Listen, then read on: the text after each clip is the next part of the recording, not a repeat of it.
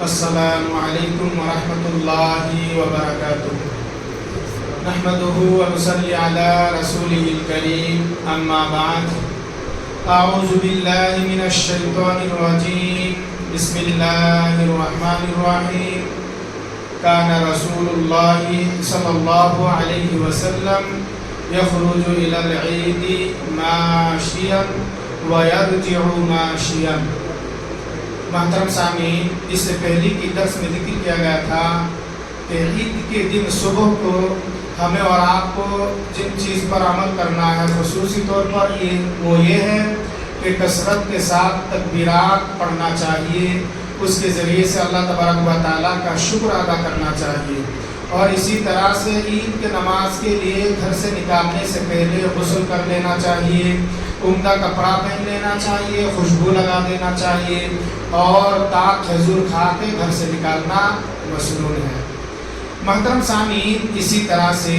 عیدگاہ پیدل جانا مسنون ہے۔ رسول اللہ صلی اللہ علیہ وسلم ایسا ہی کیا کرتے تھے، جیسا کہ میں نے ابھی آپ حضرت کے سامنے ایک حدیث مبارکہ پیش کی ہے۔ یہ ابو داؤد کی حدیث ہے، ابن ماجہ کی حدیث ہے۔ حضرت عبداللہ ابن عمر رضی اللہ تعالی عنہ بیان فرماتے ہیں کہ رسول اللہ صلی اللہ علیہ وسلم عیدگاہ کے لیے پیدل جایا کرتے تھے، اور عیدگاہ سے واپس آتے وقت بھی پیدل آیا کرتے تھے۔ یعنی رسول اللہ صلی اللہ علیہ وسلم عید الفطر کے دن اپنے گھر سے چلتے ہوئے عیدگاہ کی طرف جاتے اور واپس بھی چلتے ہوئے آیا کرتے تھے۔ محترم سامعین، اسی طرح سے نماز عید کے لیے اپنے گھر والوں کو بھی ساتھ میں لے جانا چاہیے، کیونکہ اللہ کے رسول صلی اللہ علیہ وسلم نے یہ حکم دیا ہے کہ خواتین کو بھی عیدگاہ لے کر جانا چاہیے۔ صحیح بخاری و مسلم کی حدیث ہے، حضرت ام عطیہ رضی اللہ تعالی عنہ بیان فرماتی ہے کہ رسول اللہ صلی اللہ علیہ وسلم نے خواتین کو بھی، عورتوں کو بھی عیدگاہ کو لے جانے کا حکم فرمایا ہے، یہاں تک کہ آپ صلی اللہ علیہ وسلم نے حائض والی عورتوں کو بھی ضرور گھر سے نکالنے کا حکم دیا ہے، اور یہ فرمایا ہے کہ وہ حائض والی عورت عیدگاہ سے باہر رہے اور وہ مسلمانوں کی دعا میں شریک ہو۔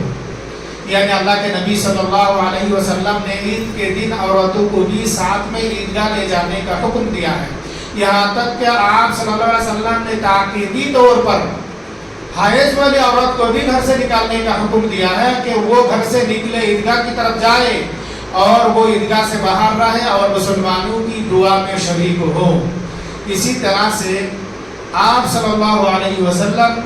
عید کے دن عیدگاہ کی طرف جاتے ہوئے یہ تکبیرات بار بار پڑھا کرتے تھے، کثرت کے ساتھ پڑھا کرتے تھے کہ اللہ اکبر لا الہ الا اللہ اللہ اکبر وللہ الحمد۔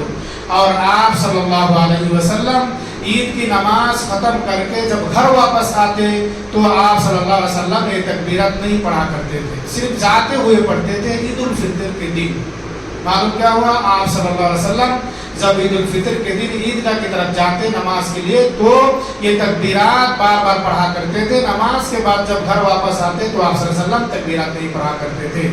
محترم سامعین، آج کی اس مختصر درس سے ہمیں اور آپ کو خصوصی طور پر جو بات معلوم ہوا ہے وہ یہ ہے کہ عیدگاہ پیدل جانا اور آنا افضل ہے، بہتر ہے، اور یہ مسنون ہے۔ رسول اللہ صلی اللہ علیہ وسلم ایسا ہی کیا کرتے تھے۔ اسی طرح سے یہ بھی معلوم ہوا ہے کہ عیدگاہ کی طرف عورت کو بھی لے جانے کا حکم اللہ کے نبی صلی اللہ علیہ وسلم نے فرمایا ہے کہ عورت کو بھی عیدگاہ لے جایا جائے۔ اسی طرح سے بھی معلوم ہوا کہ آپ صلی اللہ علیہ وسلم جب عیدگاہ کی طرف جاتے تو کثرت کے ساتھ تکبیرات پڑھتے تھے، پھر واپس آتے وقت تکبیرات نہیں پڑھا کرتے تھے۔ لہٰذا ہمیں اور آپ کو چاہیے کہ ہم رسول اللہ صلی اللہ علیہ وسلم کی اس طریقہ کو، اس طرز عمل کو اپنانے کی کوشش کریں۔ اللہ سبحانہ و تعالیٰ سے دعا ہے کہ اللہ تعالیٰ ہم تمام کو آپ صلی اللہ علیہ وسلم کی طرز عمل کو اپنانے کی توفیق عطا فرمائے۔ اللہم آمین یا رب العالمین۔ سبحانک اللہم و بحمدک، اشہد ان لا الہ الا انت، استغفرک و اتوب الیک۔